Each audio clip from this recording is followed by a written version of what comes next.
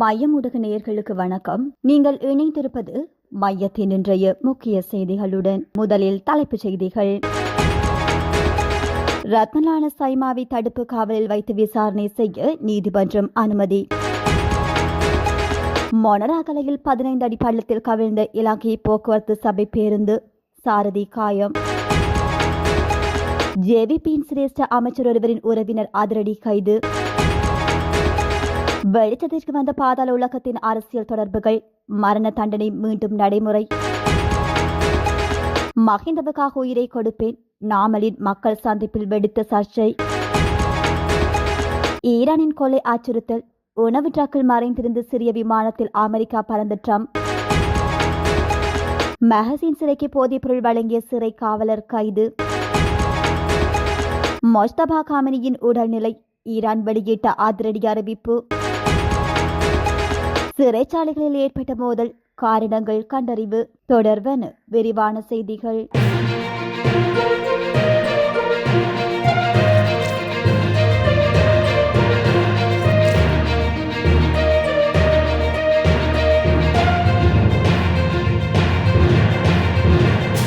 கஞ்சிபான் இம்ரானின் சகாவான ரத்மலான சைபா என்ற திட்டமிட்ட குழுவைச் சேர்ந்தவர் என கூறப்படும் நபரை 48 மணி நேரம் தடுப்பு காவலில் வைத்து விசாரணை செய்யுமாறு நீதிமன்றம் அனுமதி அளித்துள்ளது.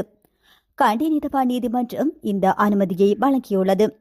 முன்னதாக மலேசியாவில் கைது செய்யப்பட்டு ரத்மலான சைமா உள்ளிட்ட 3 சந்தேக நபர்கள் நேற்று மாலை வானூர்தி ஊடாக நாட்டுக்கு அழைத்து வரப்பட்டவை குறிப்பிடத்தக்கது. மொனராகலையில் இருந்து தனமல்வில நோக்கி சுமார் 45 பயணிகளுடன் பயணித்து இலங்கை போக்குவரத்து சபைக்கு சொந்தமான பேருந்து ஒன்று பொத்தலமாக கொடிய பகுதியில் நேற்று அதிகாலை விபத்துக்குள்ளாகியுள்ளது. செவ்வாய்க்கிழமை அதிகாலை 3:55 மணியளவில் இடம்பெற்ற இந்த விபத்தில் பேருந்து வீதியை விட்டு விலகி சுமார் 15 அடி பள்ளத்தில் கவிழ்ந்துள்ளது. பேருந்தில் ஏற்பட்ட தொழில்நுட்ப கோளாறு காரணமாக குறித்த விபத்து இடம்பெற்றிருக்கலாம் என ஆரம்பகட்ட தகவல்கள் தெரிவிக்கின்றன. விபத்தில் பேருந்தின் சாரதி சிறு காயங்களுக்குள்ளாகி வைத்தியசாலையில் அனுமதிக்கப்பட்டுள்ளதாக தெரிவிக்கப்படுகிறது. விபத்து தொடர்பான மேலதிக தகவல்கள் இதுவரை வெளியாகாத நிலையில் சம்பவம் குறித்து புத்தள போலீசார் மேலதிக விசாரணைகளை முன்னெடுத்து வருகின்றனர். இந்த நிலையில் கொழும்பிலிருந்து களுத்துறை நோக்கி சென்ற சொகுசு காரொன்று பாஸ்கடுவ காலி வீதியில் கட்டுப்பாட்டை இழந்து சாலையை விட்டு விலகிய விபத்தில் 3 பேர் காயமடைந்துள்ளனர். அவர்களில் 2 வைத்தியசாலையில் அனுமதிக்கப்பட்டுள்ளனர். பாஸ்கடுவ காலி வீதியில் குறித்த கார் எதிர்ப்புற பாதைக்கு செல்ல முயற்சித்த போது எதிரே வந்த பாதசாரிகள் மீது மோதியதுடன் சாலையோரத்தின் 2 எல்லை தூண்களில் மோதி சேதப்படுத்திய பின்னர் சாலையை விட்டு விலகி விபத்துக்குள்ளானதாக போலீசார் தெரிவித்துள்ளனர். சாரதியின் தூக்க கலக்கம் காரணமாக விபத்து ஏற்பட்டிருக்கலாம் என போலீசார் சந்தேகிக்கின்றனர். இந்த நிலையில் கைது செய்யப்பட்ட சாரதி களுத்துறை நீதவான் நீதிமன்றத்தில் ஆஜர்படுத்தப்படவுள்ளார். ஜேவிபியின் பிரதான பாத்திரங்களில் ஒருவரும் அரசாங்கத்தில் சிரேஷ்ட அமைச்சரின் உறவினர் ஒருவரும் அதிரடியாக கைது செய்யப்பட்டுள்ளார். கமத்தொழில் கால்நடை வளங்கள் காணி மற்றும் நீர்ப்பாசன அமைச்சர் கேடி லால்காந்தவின் மைத்துனரே கேகாலை குற்றப்புலனாய்வு பிரிவினரால் கைது செய்யப்பட்டுள்ளார். சுசந்த சுதர்சன எனப்படும் குறித்த நபர் அமைச்சர் லால்காந்தவின் மனைவியின் தங்கையின் கணவராவார்.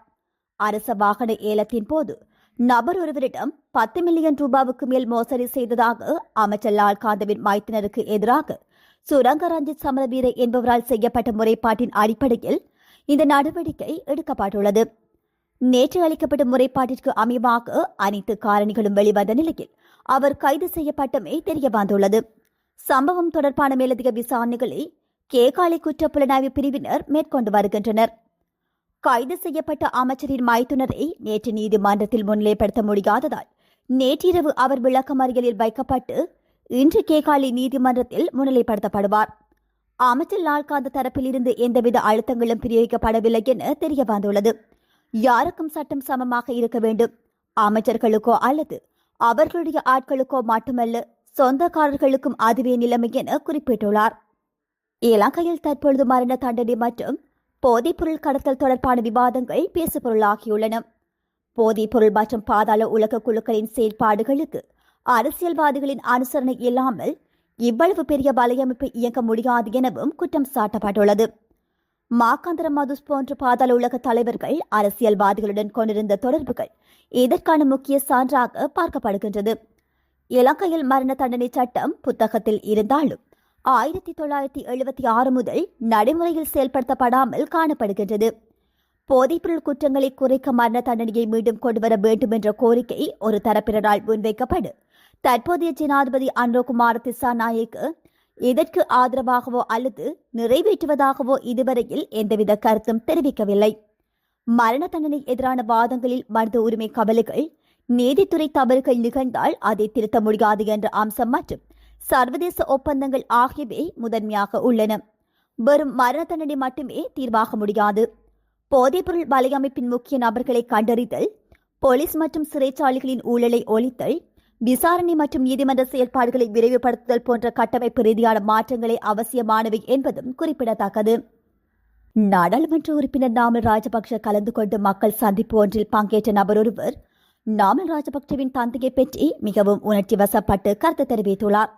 அதாவது, மகிந்த ராஜபக்ச சொன்னால் தான் உயிரையும் கொடுக்க தயார் எனவும் அவர் குறிப்பிட்டுள்ளார். குறித்த காணொளிகள் சமூக வலைதளங்களில் மிகவும் சர்ச்சையாக மாறியுள்ளது. இத்தகைய தீவிர விசுவாசமான கருத்துக்கள் தற்போதைய சமூக மற்றும் அரசியல் சூழலுக்கு தேவையற்றவை எனவும் இத்தகைய உணர்ச்சி வசப்பட்ட பேச்சுக்கள் சிக்கலானவை எனவும் விமர்சனங்கள் முன்வைக்கப்பட்டுள்ளன. இதேவேளை நாட்டில் பல அபிவிருத்தி நடவடிக்கைகள் மற்றும் அரசியல் நடவடிக்கைகளுக்கு ஜனாதிபதி அனுரகுமார திசாநாயக்கு தயாராகி வருவது குறிப்பிடத்தக்கது. ஈரானின் அச்சுறுத்தலை அடுத்து கடந்த மாதம் துருக்கியில் நடந்த நேட்டோ உச்சி மாநாட்டில் இருந்து வெளியேறிய போது அமெரிக்க ஜனாதிபதி டொனால்ட் ட்ரம்ப் ரகசியமாக விமானம் மாறியதாக அமெரிக்க ஊடகங்கள் தெரிவிக்கின்றன. ஐரோப்பாவின் நேட்டோ கூட்டமைப்பில் உள்ள ஒரே ஒரு இஸ்லாமிய நாடு துருக்கியாகும். துருக்கியில் கடந்த ஜூலை மாதம் 7ஆம் தேதி நேட்டோ வருடாந்திர மாநாட்டில் ட்ரம்ப் கலந்து கொண்டார். இதில் பங்கேற்க கத்தார் பரிசாக வழங்கிய ஏர்போர்ஸ் ஒன் போயிங் 747-8 விமானத்தில் வருகை புரிந்த ட்ரம்ப் அன்றைய தினம் திரும்பிச் செல்லும் போது அந்த புதிய விமானத்தில் ஏறாமல் தனது பழைய ஏர்போர்ஸ் ஒன் விமானத்தில் ஏறியுள்ளார். புதிய விமானத்தில் வந்திறங்கி புறப்படுகின்ற போது திடீரென பழைய விமானத்திற்கு மாறியது சந்தேகங்களை ஏற்படுத்தியிருந்தது. இந்த நிலையில் அவர் அன்றைய தினம் அந்த பழைய ஏர்போர்ஸ் ஒன் விமானத்தில் ஏறுவது போல் ஊடகங்களை ஏமாற்றிவிட்டு வேறொரு சிறிய ரக ராணுவ விமானத்தில் துருக்கியிலிருந்து வெளியேறியதாக தகவல்கள் வெளியாகியுள்ளது. ஈரான் போர் உச்சகட்டத்தில் இருந்ததும் தான் படுகொலை செய்யப்படுவோம் என்ற அச்சுறுத்தல் காரணமாகவும் ட்ரம்ப் இந்த முறையில் ரகசியமாக பயணித்ததாக தெரிவிக்கப்படுகின்றது. வாஷிங்டன் போஸ்ட் வெளியிட்டுள்ள செய்தியின்படி துருக்கி தலைநகர் அங்கராவில் நேட்டோ மாநாட்டை முடித்துக் கொண்டு புறப்பட்ட ட்ரம்ப் கமராக்களுக்கு முன் தனது பழைய ஏர்போர்ஸ் ஒன் விமானத்தில் ஏறுவது போல காண்பிக்கப்பட்டது. ஆனால் விமானத்திற்குள் சென்ற சில நிமிடங்களில் ஹைட்ராலிக் வசதி கொண்ட விமான நிலைய உணவு ட்ரக் மூலம் ட்ரம்ப் மற்றும் அவரது உதவியாளர்கள் ரகசியமாக வெளியேற்றப்பட்டனர். அங்கிருந்து அவர் அமெரிக்க ராணுவத்தின் சிறிய C-324 மாற்று விமானத்திற்கு மாற்றப்பட்டு இங்கிலாந்தில் ரஃப் மில்டிங்கால் விமான நிலையத்திற்கு பாதுகாப்பாக அழைத்துச் செல்லப்பட்டுள்ளார். அங்கிருந்து அமெரிக்கா சென்றடைந்தார். ட்ரம்பின்றி பழைய ஏர்போர்ஸ் ஒரு விமானத்தில் பயணித்த பத்திரிகையாளர்கள் மற்றும் சில வெள்ளை மாளிகை ஊழியர்களிடம் விமானத்தின் ஜன்னல் திரைகளை மூடி வைக்குமாறு அறிவுறுத்தப்பட்டது. ஈரான் எல்லையை ஒட்டிய துருக்கிக்கு ட்ரம்ப் சென்றிருந்த சமயத்தில் ஈரானின் படுகொலை அச்சுறுத்தல் குறித்த நம்பகமான தகவல் அமெரிக்க உளவுத்துறைக்கு கிடைத்ததைத் தொடர்ந்து இந்த நடவடிக்கை மேற்கொள்ளப்பட்டுள்ளவை குறிப்பிடத்தக்கது. பொரள மகசின் சிறைச்சாலைக்கு போதைப் பொருள் வழங்கி வந்ததாக கூறப்படும் சிறை காவலர் ஒருவரை நீர்கொழும்பு பிரிவு குற்றப்புலனாய்வு பிரிவு கைது செய்துள்ளது. அதே நேரத்தில் 100 கிராம் ஐஸ் மற்றும் 20 கிராம் ஹெரோயினும் காவல்துறையின் காவலில் எடுக்கப்பட்டுள்ளன. மேலும் அதன் மதிப்பு சுமார் 2 மில்லியன் என தெரிவிக்கப்பட்டுள்ளது. தேகவல மருத்துவ சாலையைச் சேர்ந்த 32 வயதுடைய நபர் நீர்கொழும்பு பகுதியில் உள்ள இந்த போதைப்பொருள் கையிருப்புடன் முதலில் கைது செய்யப்பட்டுள்ளார். விசாரணைகளின் போது மகசின் சிறையில் தண்டனை அனுபவித்து வந்த ஒருவர் வாட்ஸ்அப் தொலைபேசி அழைப்பு மூலம் ஒரு இடத்தை பற்றி தகவலை அளித்ததன் மூலம் இந்த போதைப்பொருள் பொதி கைமாற இருந்தமை தெரிய வந்தது. பொருளவனத்து வீதியில் மற்றொரு நபரிடம் போதைப்பொருள் பொதி கொடுக்கப்படவிருந்தது.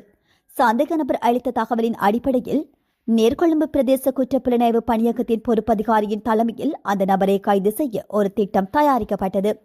அப்போது சிறை சீருடை அணிந்த ஒருவர் சந்தேக நபரை அணுகி போதைப்பொருள் அடங்கிய பொதியை பெற முயன்றார். அருகில் காத்திருந்த பொறுப்பதிகாரி தலைமையிலான அதிகாரிகள் சந்தேக நபரை கைது செய்ய நடவடிக்கை எடுத்தனர். கைது செய்யப்பட்ட காவலர் கடந்த ஜனவரி மாதம் மகர சிறையில் சேர்ந்தவர் என்றும் இதற்கு முன்பு வேலைக்கடி சிறையில் பணியாற்றி வந்தவர் எனவும் தெரிவிக்கப்படுகின்றது. கைது செய்யப்பட்ட 53 வயதான காவலர் தங்காலையில் உள்ள பெலியத்த பகுதியைச் சேர்ந்தவர் எனவும் இந்த சம்பவம் குறித்து நீர்கொழும்பு பிரதேச குற்றப்புலனாய்வு பணியகம் மேலதிக விசாரணைகளை தொடங்கியுள்ளது.